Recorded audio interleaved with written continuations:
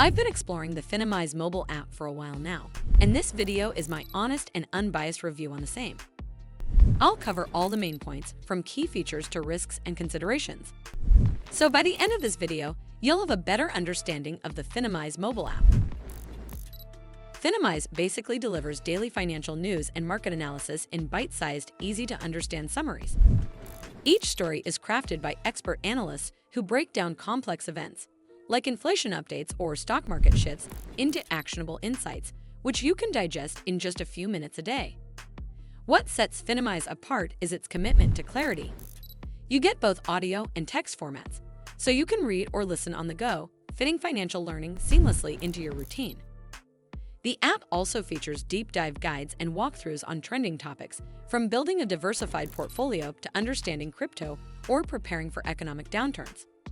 These guides are practical, goal-oriented, and ideal for anyone wanting to improve their decision-making step by step. Finimize isn't just about content, it's about community. With over 1 million users, you can join discussions, attend live events with industry leaders, and connect with other investors worldwide. This interactive element makes it more than just a news app. It's a platform for sharing ideas and learning together. While some content is free, a paid subscription unlocks full access to in-depth analysis and exclusive expert commentary. However, if you're looking for real-time stock alerts or a platform to execute trades, Finimize isn't built for that. It's focused on knowledge, not transactions. Some users may also find a subscription price a bit steep compared to free newsletters or podcasts.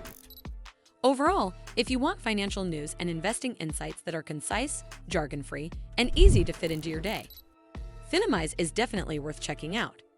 It's a powerful tool for anyone who wants to become a more informed investor without getting lost in financial complexity. Well, that's all for this video. I hope you found this video helpful. And if you did, make sure you give this video a super thanks by clicking on the heart icon to help support the channel, and don't forget to hit the subscribe button. We'll see you in the next one.